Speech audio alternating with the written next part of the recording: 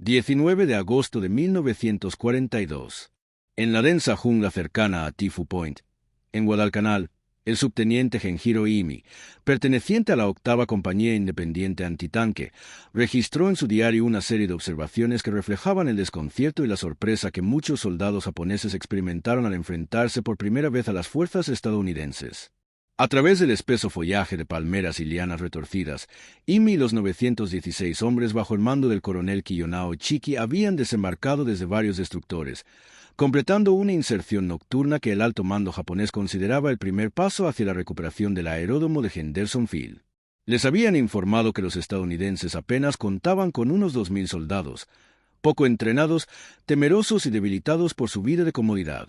El propio coronel Ichiki había ignorado las advertencias de esperar refuerzos. «Son estadounidenses», dijo a sus oficiales. «Los arrojaremos al mar antes del amanecer».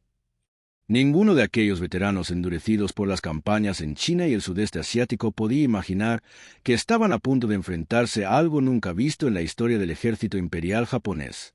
No se trataba simplemente de una derrota, algo impensable para quienes no habían conocido otra cosa que la victoria desde 1937, sino de una completa destrucción de todos los conceptos tácticos, principios estratégicos y certezas ideológicas que habían definido la forma japonesa de hacer la guerra. La selva misma se convertiría en un arma estadounidense. La oscuridad, que hasta entonces había sido aliada de los japoneses, los traicionaría.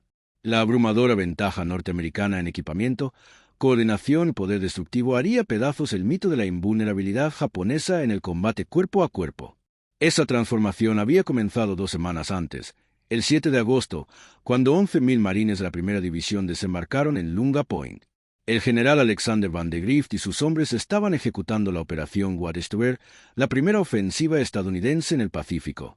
Sobre papel, su misión parecía sencilla: tomar el aeródromo japonés casi terminado, establecer un perímetro defensivo y mantener la posición hasta ser relevados.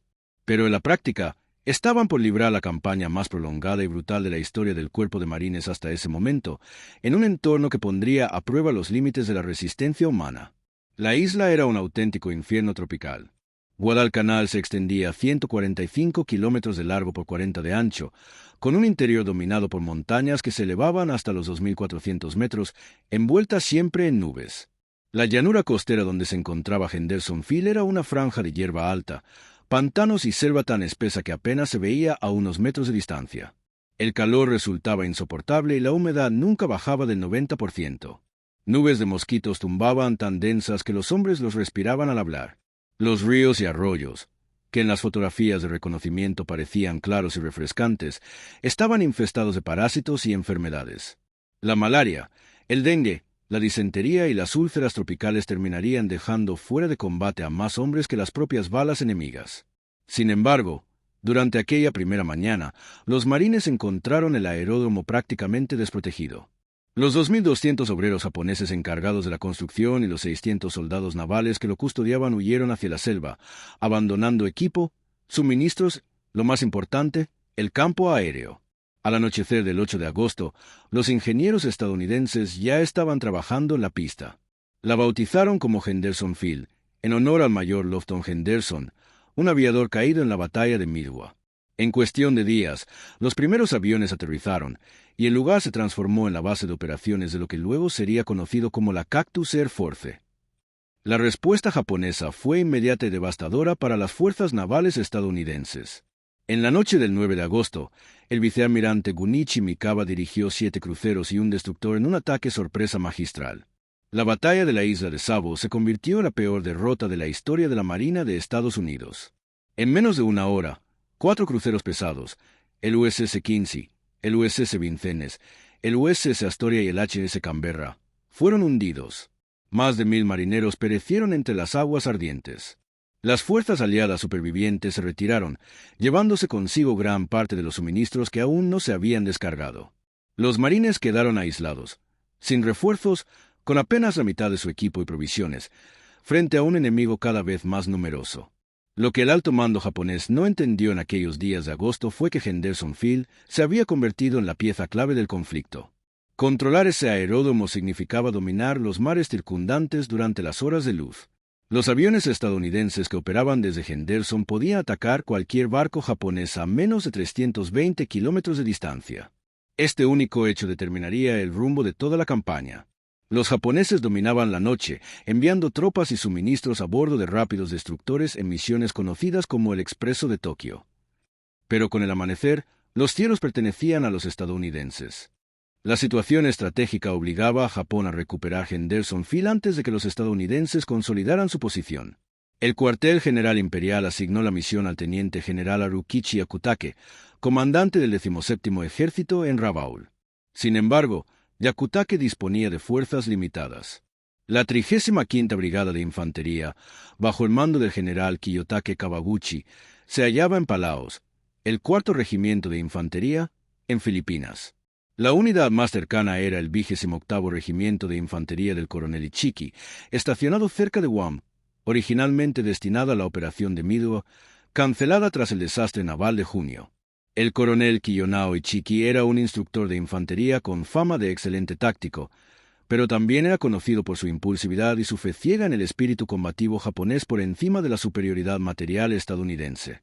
Antes de partir hacia Guadalcanal, Ichiki recibió órdenes claras.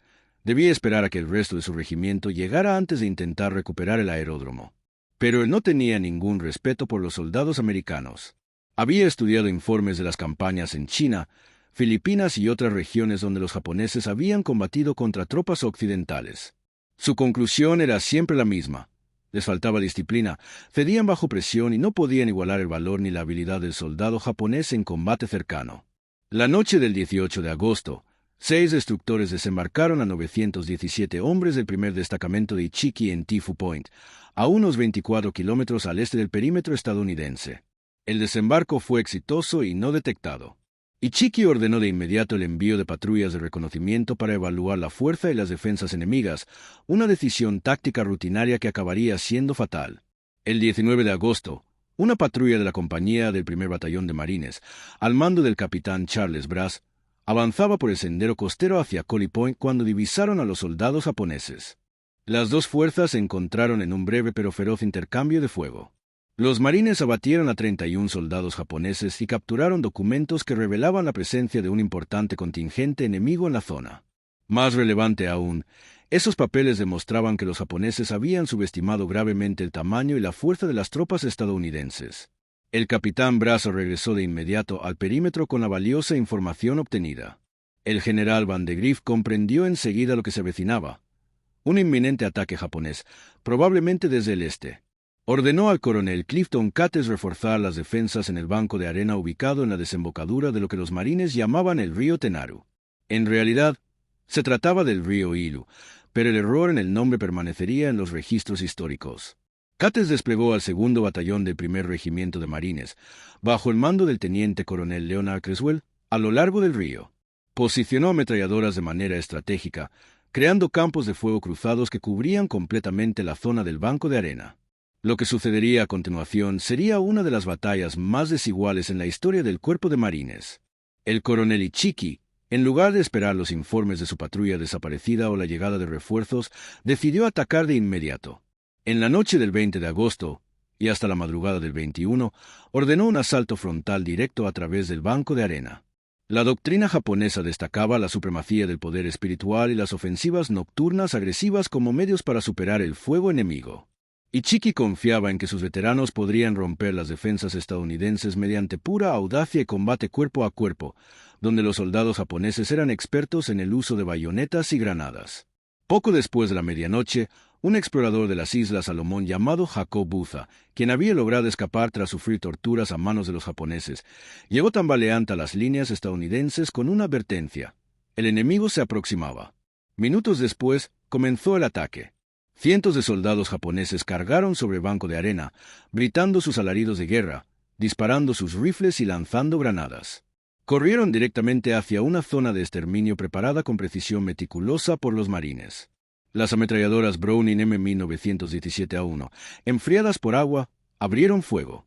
Estas armas, perfeccionadas durante la Primera Guerra Mundial, fueron las heroínas silenciosas del poder de fuego estadounidense. Cada una de ellas podía disparar de forma continua hasta 600 proyectiles por minuto mientras el sistema de enfriamiento se mantuviera lleno. Los marines las habían dispuesto de manera que se cubrieran mutuamente, sin dejar punto ciego en el banco de arena. Los soldados japoneses caían por oleadas, atravesados por las pesadas balas calibre 30 que destrozaban carne y hueso. Aquellos que lograron cruzar la franja se toparon con cañones antitanque de 37 milímetros cargados con munición de metralla, que funcionaban como enormes cartuchos de escopeta, despedazando a todo aquel que alcanzaban.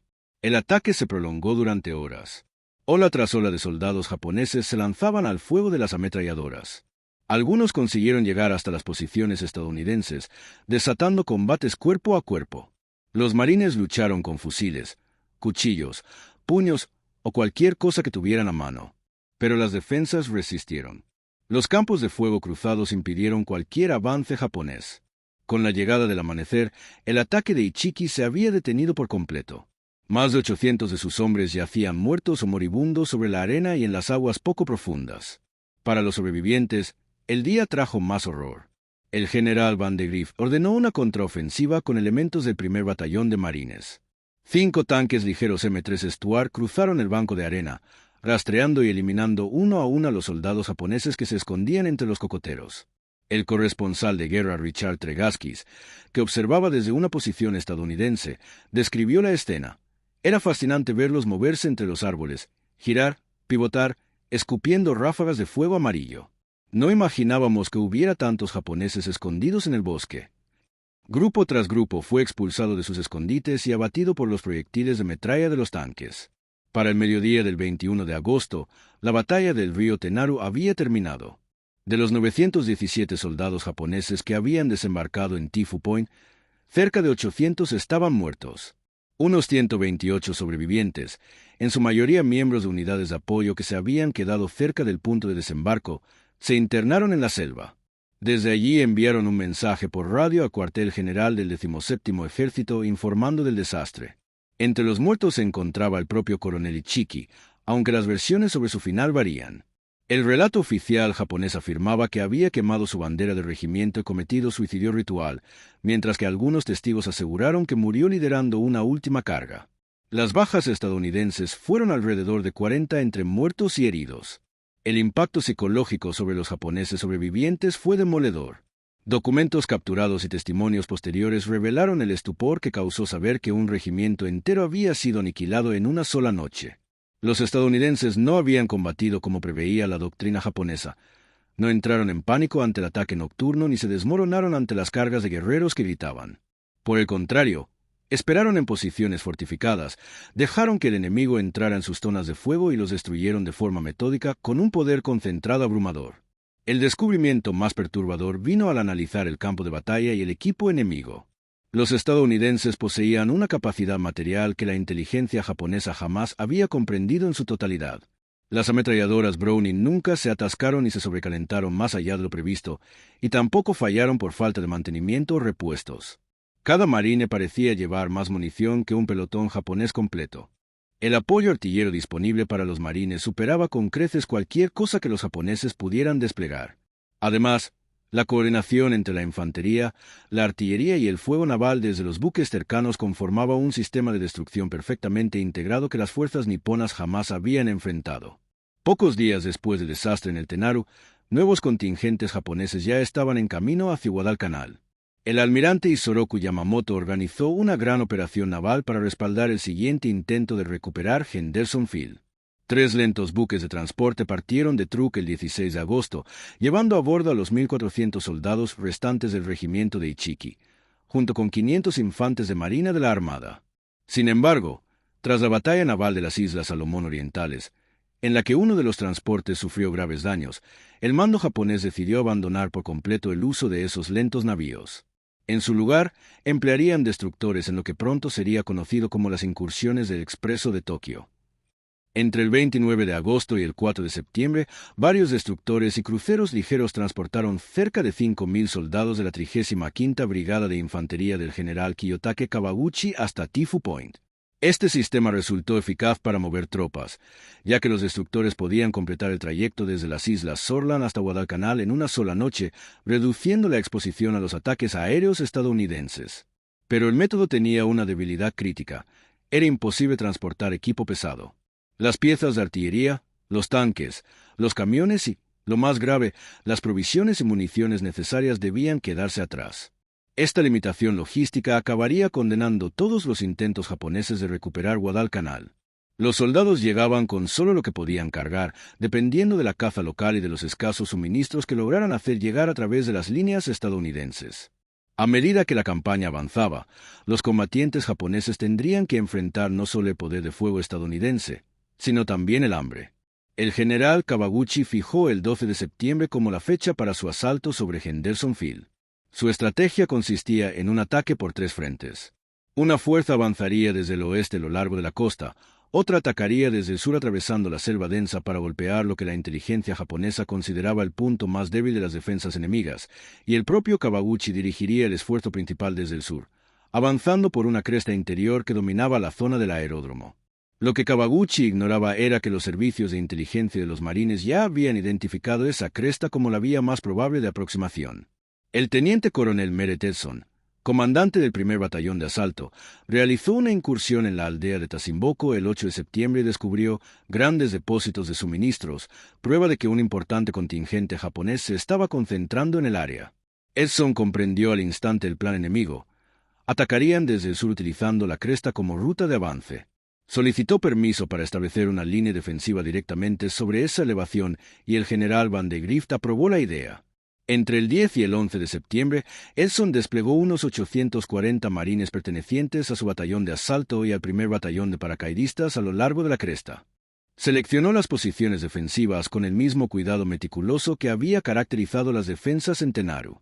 Las ametralladoras fueron colocadas estratégicamente para generar campos de fuego cruzado, mientras que los equipos de morteros calibraron sus disparos sobre las rutas más probables de aproximación. La artillería del 11º Regimiento de Marines trazó misiones de fuego defensivo con precisión. Cada ventaja del terreno y de la potencia de fuego fue calculada y preparada al detalle.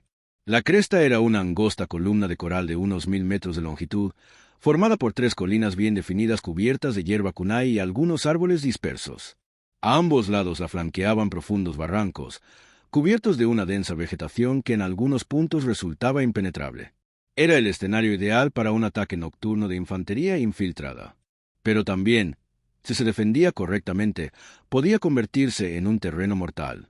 La noche del 12 de septiembre, las fuerzas de Kawaguchi iniciaron su ofensiva. A diferencia del asalto frontal de Ichiki, esta operación era más elaborada y táctica. La infantería japonesa se deslizó a través de los barrancos a ambos lados de la cresta con la intención de rodear las posiciones estadounidenses. Pequeñas unidades tanteaban en busca de puntos débiles, y cuando los hallaban, fuerzas mayores se concentraban para intentar abrir una brecha. El combate fue feroz y caótico. En la oscuridad, los marines se vieron a menudo luchando cuerpo a cuerpo con soldados japoneses que habían logrado infiltrarse hasta quedar a distancia de granadas. Sin embargo, las defensas resistieron. Cuando los japoneses intentaban concentrarse para romper las líneas, los morteros y la artillería de los marines los desintegraban. Durante la noche, el 11º Regimiento de Marines disparó más de 2000 proyectiles, lanzando explosivos tan cerca de sus propias posiciones que las esquirlas llegaron a herir a algunos de sus hombres. Las ametralladoras dispararon sin cesar hasta que los cañones brillaron al rojo vivo bajo la oscuridad. Cada marine combatió con lo que tuviera a mano: rifles, pistolas, cuchillos, palas de trinchera o cualquier herramienta disponible. El sargento mayor Jacob Baer, el mismo explorador que había advertido del ataque en Tenaru, se movía entre las filas alentando a los hombres y señalando las rutas de infiltración enemiga. El sargento John Basilone defendía una posición de ametralladora que se volvió crucial para mantener la línea.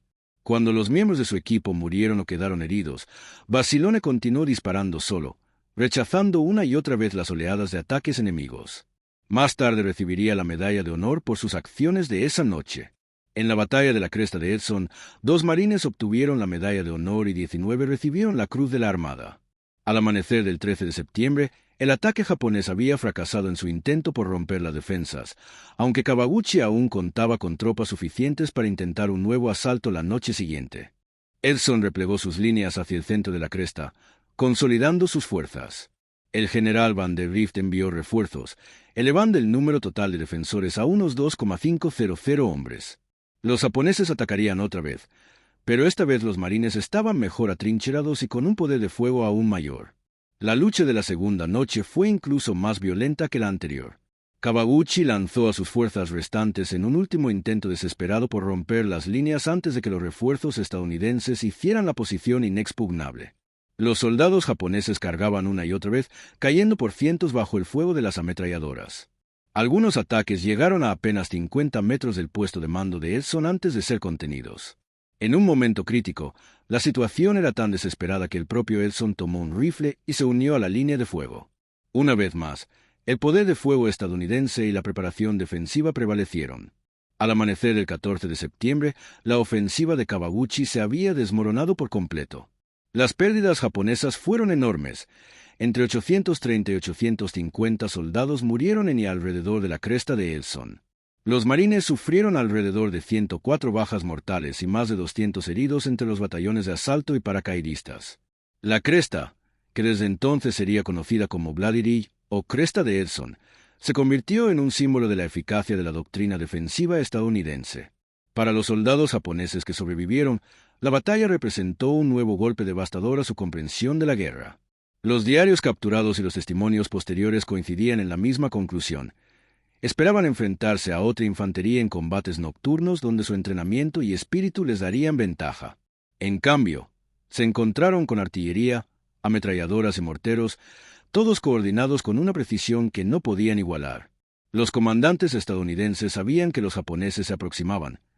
Habían preparado zonas de aniquilación, esperaron a que el enemigo entrara en ellas y luego lo destruyeron con fuego combinado y perfectamente coordinado. Las batallas de Tenaru y Bloody Ridge establecieron un patrón que se repetiría a lo largo de toda la campaña de Guadalcanal. Las fuerzas japonesas continuarían lanzando ataques basados en el valor, las tácticas nocturnas y la experiencia en combate cercano. Los estadounidenses responderían con una abrumadora potencia de fuego, operaciones combinadas coordinadas y posiciones defensivas planificadas con precisión para aprovechar al máximo sus ventajas. El resultado era predecible. Las bajas japonesas serían catastróficas, mientras que las pérdidas estadounidenses, aunque considerables, seguirían siendo sostenibles. Sin embargo, los números no alcanzan a reflejar el horror de la guerra en la jungla de Guadalcanal. El propio entorno se convirtió en un enemigo que mataba sin distinción. La malaria infectó a casi todos los hombres que pasaron más de unas semanas en la isla. Para diciembre de 1942, la primera división de marines ya había reportado más de 8,000 casos de malaria. Las enfermedades tropicales dejaron fuera de combate a casi 2/3 de la división.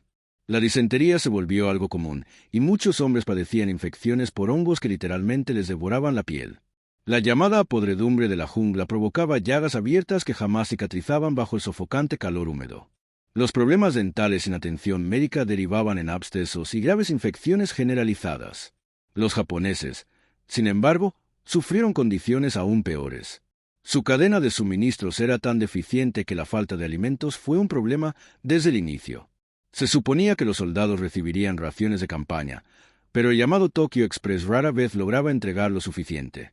Los hombres sobrevivían comiendo lo que podían encontrar en la selva, complementado con pequeñas cantidades de arroz que debían racionar de forma extrema. El hambre se convirtió en una presencia constante e ineludible. Los insumos médicos prácticamente no existían. El suministro de quinina, fundamental para prevenir la malaria, se agotó rápidamente y nunca fue repuesto de manera adecuada. Muchos heridos morían a causa de infecciones que habrían sido fácilmente tratables con medicinas básicas. Documentos japoneses capturados más tarde revelaron un panorama aterrador de las condiciones en las que vivían. Un informe de un oficial médico, fechado a finales de octubre, señalaba que más del 60% de las fuerzas del 17º Ejército en Guadalcanal estaban inutilizadas por enfermedades o desnutrición. La capacidad de combate había descendido apenas un 30% del número autorizado. Los soldados morían a un ritmo de 50 por día, la mayoría por hambre y enfermedad, no por heridas de batalla. Mientras tanto, los buques de suministro estadounidenses, protegidos por los aviones de Henderson Field durante el día, llegaban regularmente con comida, municiones, medicinas y equipo de reemplazo. Hubo escasez, sobre todo entre agosto y principios de septiembre, cuando las derrotas navales dejaron temporalmente aislados a los marines, pero esas carencias fueron breves.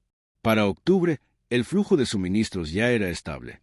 Los marines se alimentaban con raciones enlatadas que, aunque poco apetecibles, les proporcionaban las calorías y nutrientes necesarios. Había tanta munición que los artilleros podían disparar hasta desgastar los cañones de sus ametralladoras y luego pedir repuestos. La atención médica incluía hospitales de campaña con capacidad quirúrgica, plasma para transfusiones, sulfas contra infecciones y evacuaciones de casos graves hacia hospitales en la retaguardia. En contraste, la logística japonesa dependía de lo que pudieran cargar en los destructores o infiltrar por las líneas enemigas. Los soldados aprendieron a hacer durar una sola bola de arroz durante todo un día. La munición era tan escasa que a menudo las órdenes prohibían disparar salvo en casos absolutamente necesarios. La atención médica, si existía, consistía en una venda si se tenía suerte, una amputación sin anestesia si no la había, o la muerte si la herida se infectaba.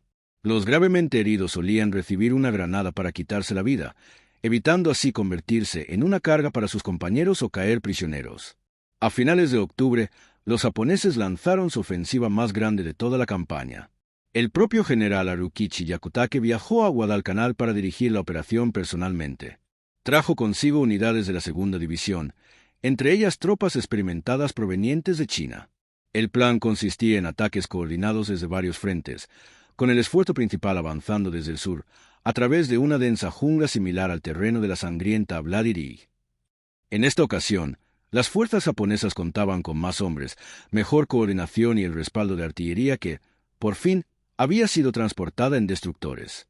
La ofensiva comenzó el 23 de octubre con un ataque preliminar desde el oeste. 9 tanques japoneses, algo poco común en Guadalcanal por la dificultad de trasladarlos, encabezaron un asalto a través del río Matanikau.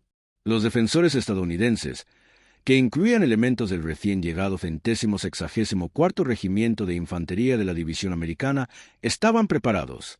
Las piezas antitanque, la artillería y hasta un tanque M3 Stewart destruyeron los 9 blindados japoneses en rápida sucesión.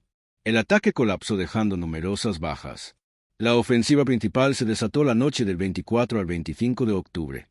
Unos 5.600 soldados japoneses bajo el mando del general Yumio Nasu avanzaron desde el sur con la intención de atravesar las líneas estadounidenses al sur de Hendersonville. Enfrente tenían al primer batallón del 7º Regimiento de Marines, dirigido por el teniente coronel Louis Chesty Puller, reforzado con unidades del 164º Regimiento. Aquella noche se libró uno de los combates más célebres en la historia del Cuerpo de Marines. Los ataques japoneses llegaban en oleadas durante toda la noche. Cada brecha que lograban abrir era sellada de inmediato con contraataques feroces. Los artilleros disparaban hasta que sus armas se averiaban, tomaban rifles y continuaban combatiendo.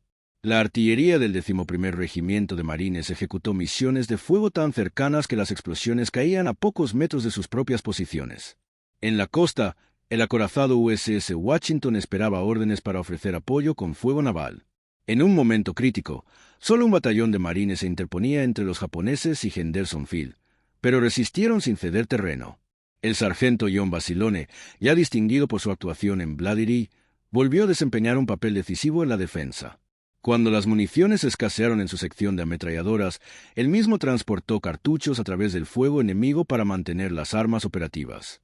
Reparó ametralladoras dañadas bajo intenso combate y, cuando una de las posiciones fue invadida, tomó su pistola calibre 45 y lideró un contraataque que recuperó la línea.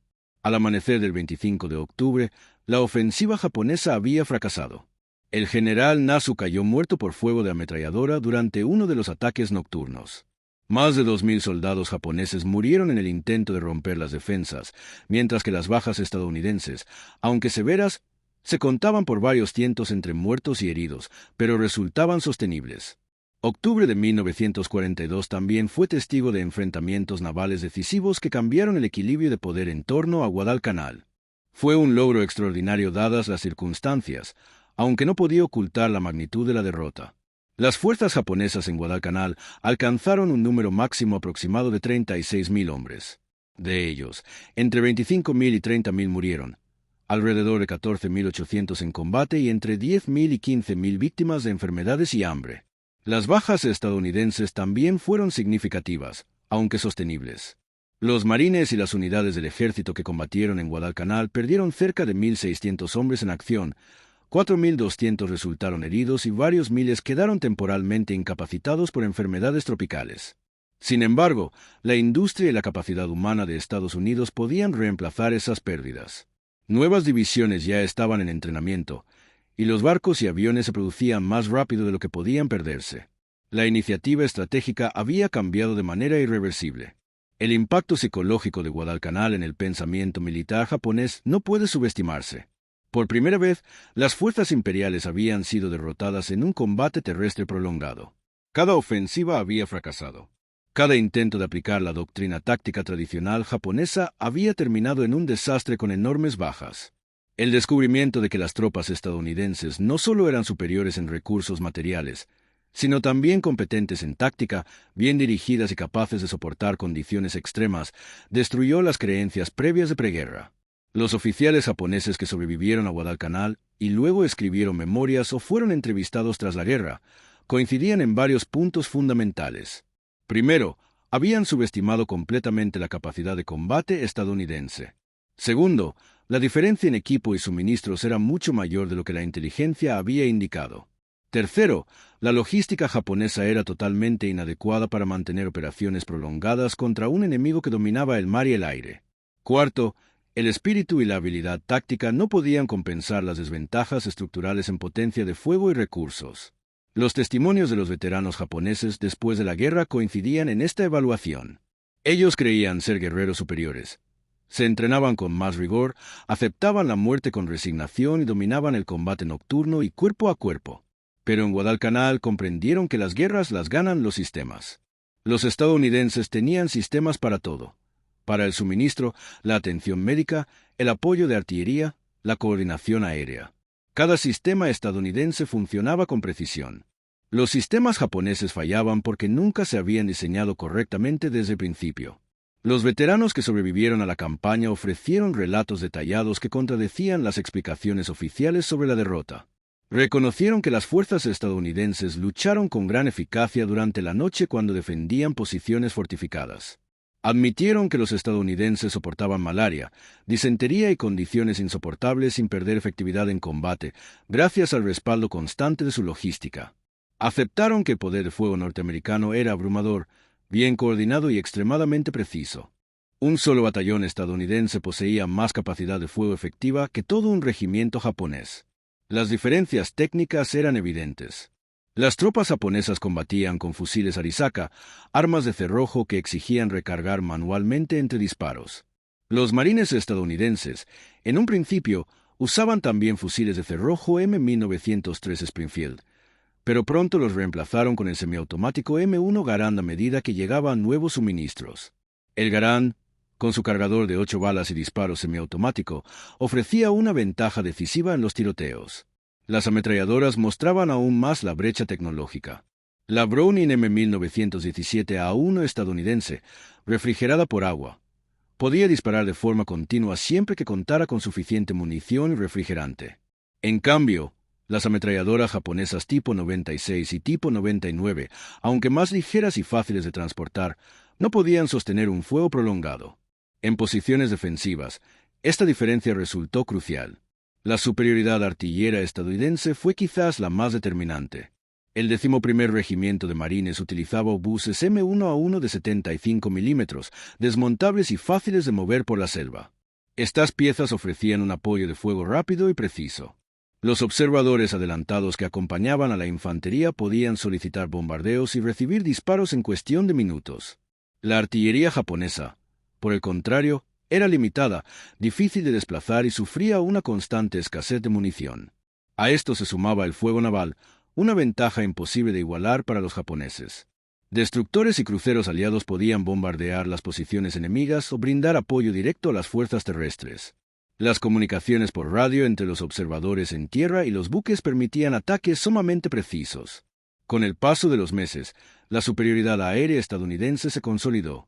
La llamada Cactus Air Force, operando desde Hendersonville en condiciones extremas, logró dominar los cielos de Guadalcanal. Pilotos de los marines y de la Fuerza Aérea del Ejército, al mando de cazas F-4F Wildcat, P-39 era Cobra y P-40 Warhawk interceptaban las incursiones de bombarderos japoneses. Los bombarderos en picada SB de Dauntless atacaban posiciones, buques de suministro y concentraciones de tropas enemigas. Las fuerzas aéreas japonesas, que partían desde Rabaul, debían volar al límite de su alcance, con escaso tiempo sobre el objetivo. La última ofensiva estadounidense en tierra, en enero de 1943, demostró cuán completa era la ventaja americana. El 14º Cuerpo del general Alexander Paz, integrado por divisiones de marines y del ejército, lanzó ataques coordinados que fueron eliminando sistemáticamente las posiciones japonesas restantes. La ofensiva contaba con un apoyo abrumador de artillería, aviación y fuego naval. Aunque los japoneses lucharon con determinación, estaban debilitados por el hambre, las enfermedades y la falta de munición. El 9 de febrero de 1943, las patrullas estadounidenses descubrieron que los japoneses se habían retirado. El general Patch envió entonces su célebre mensaje al almirante Halsey: el Tokyo Express ya no tiene destino en Guadalcanal. La campaña había terminado. 6 meses de combate habían culminado en la primera gran victoria terrestre estadounidense sobre Japón. Pero lo más importante fue que estableció patrones y verdades que marcarían el curso de la guerra en el Pacífico. Las lecciones que los supervivientes japoneses extrajeron de Guadalcanal fueron devastadoras para su doctrina militar previa. El mito de la superioridad del guerrero japonés había sido destruido. El valor individual y la pericia táctica resultaron inútiles frente a desventajas estructurales. Los ataques nocturnos y el combate cercano, que habían asegurado éxitos en China, fracasaron ante las posiciones defensivas estadounidenses. El suministro y la logística no eran asuntos secundarios, sino requisitos esenciales para mantener una guerra prolongada. La superioridad aérea y naval definía los resultados en tierra. Aquellas lecciones, escritas con sangre y sufrimiento en Guadalcanal, deberían haber transformado la mentalidad militar japonesa. Algunos oficiales comprendieron lo que implicaban. El coronel Masanobu Tsuji, quien había visitado Guadalcanal durante la campaña, escribió después que Japón debía replantear completamente su estrategia. Observó que Estados Unidos libraba una guerra industrial en la que la producción de materiales determinaba los resultados. Japón no podía vencer en una guerra de ese tipo frente a la capacidad productiva norteamericana. Sin embargo, la cultura militar japonesa, forjada por generaciones de tradición y por sus victorias previas, no podía aceptar un cambio tan profundo. La explicación oficial sobre Guadalcanal culpó a la falta de suministros, a las derrotas navales y a la inesperada fortaleza de las defensas estadounidenses, sin reconocer que su propia doctrina táctica era defectuosa. En realidad, la visión de guerra que había funcionado contra China resultaba obsoleta ante un enemigo industrialmente moderno. Los soldados japoneses que sobrevivieron y luego fueron capturados, o que vivieron para contarlo tras la guerra, se convirtieron en testigos de una transformación que jamás imaginaron. Habían entrado en la campaña como guerreros confiados de un imperio invencible. Salieron convertidos en sobrevivientes hambrientos y enfermos de una derrota catastrófica. Muchos relataron que en Guadalcanal comprendieron por primera vez que Japón perdería la guerra. Los testimonios posteriores de veteranos capturaron esa transformación psicológica. Reconocieron verdades que sus líderes habían ocultado. Los estadounidenses no eran débiles, sino inmensamente poderosos. No solo en armamento, sino también en organización, logística, liderazgo y capacidad para sostener operaciones prolongadas. Las fuerzas japonesas pelearon con valentía y habilidad, pero eso no bastó. Los estadounidenses combatieron con sistemas, coordinación y recursos que sus oponentes no podían igualar. Desde la perspectiva estadounidense, Guadalcanal dejó lecciones distintas. Para los marines y soldados que lucharon allí, la campaña demostró que podían enfrentarse de igual a igual con las tropas japonesas en la brutalidad de la guerra selvática. El mito de la invencibilidad japonesa fue destruido. La doctrina defensiva estadounidense funcionó.